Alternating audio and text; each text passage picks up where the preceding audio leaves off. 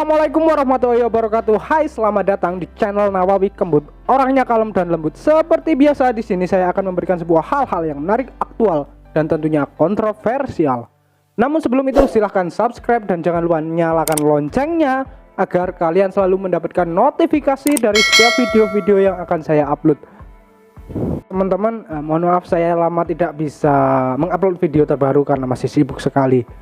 Ya, kali ini saya akan membahas tentang masalah keagamaan, karena akhir-akhir ini kok semakin aneh negeri ini dengan pemberitaan isu-isu soal agama. Ya, salah satu yang paling viral saat ini adalah tentang media asing menyoroti suara azan yang ada di wilayah Jakarta. Saya bacakan sekilas ya, untuk pemberitaannya. Ini dari CNN Indonesia, bahwa sejumlah media asing turut menyoroti warga Jakarta yang takut menyampaikan komplain akan suara azan yang dianggap terlalu bising dan mengganggu kenyamanan. Salah satu media tersebut adalah AFP, melaporkan salah satu warga Jakarta bernama Rina, nama samaran ya teman-teman, bangun tiap pukul 3 pagi karena pengeras suara yang begitu keras dari masjid di pinggir Jakarta saat azan berkumandang. Dia mengalami gangguan kecemasan, sering tidak bisa tidur, mual saat makan, tapi takut saat akan menyampaikan keluhannya, sebab ia menilai jika mengatakan akan dipenjara atau diserang. Tuh. Yang kedua, keluhan terkait azan di Indonesia dinilai sensitif dan dapat berujung pada tuduhan penista agama, kejahatan yang ancaman hukuman 5 tahun penjara. Tidak ada yang berani mengeluh mengenai hal itu di sini, kata Rina. Rina juga melanjutkan, pengeras suara tidak hanya digunakan untuk azan, tetapi juga digunakan untuk membangun orang 30 hingga 40 menit sebelum waktu sholat subuh. Ia merasa tak bisa lagi menahan suara bising itu setelah menahan kebisingan selama 6 bulan. Bagi Rina, gangguan malam hari mempengaruhi kesehatan. Saya mulai mengalami insomnia. Saya diagnosa mengalami gangguan kecemasan setelah selalu terbangun. Sekarang saya berusaha membuat diri saya selelah mungkin sehingga saya bisa tidur di tengah kebisingan.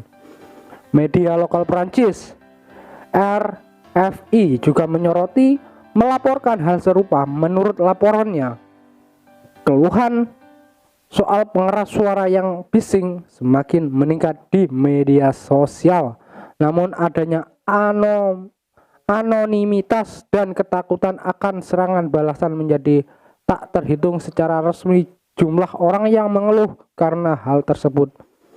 Indonesia pernah dipuji karena toleransi beragama lantaran berbagai pemeluk agama bisa hidup berdampingan, namun belakangan muncul kekhawatiran Islam moderat akan terancam oleh kelompok garis keras.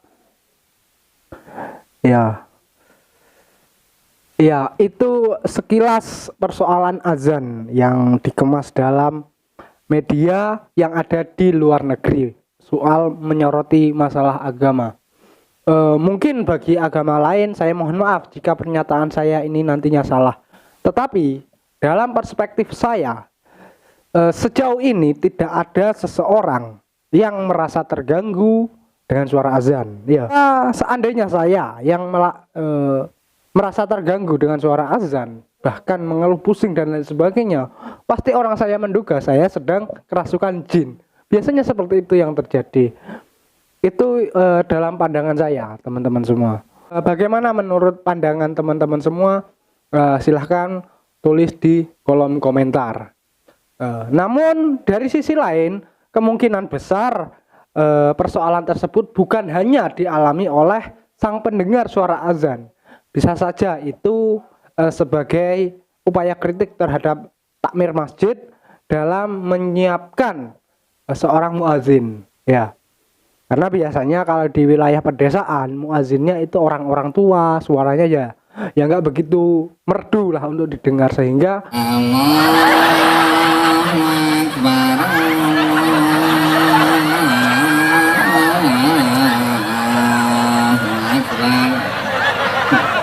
Mentalan jongkrok hal itu membuat terkesan itu kayak mengganggu orang, tetapi sebenarnya upaya tersebut untuk membangunkan orang supaya mau sholat pada dasarnya, mengingat azan sendiri merupakan bagian dari kebesaran agama Islam yang ada di seluruh dunia, sehingga orang mengajak sholat seseorang itu caranya kalau dalam orang Islam itu dengan cara azan. Mereka yang tidak senang akan menganggap hal tersebut bagian dari keresahan, kebisingan, sehingga mengganggu aktivitas tidurnya. Apalagi di waktu masih azan subuh.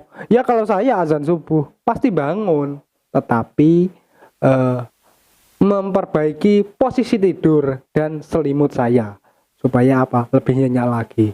Maklumlah saya kan juga masih kadang-kadang subuh, kadang-kadang enggak. Ya maklumlah.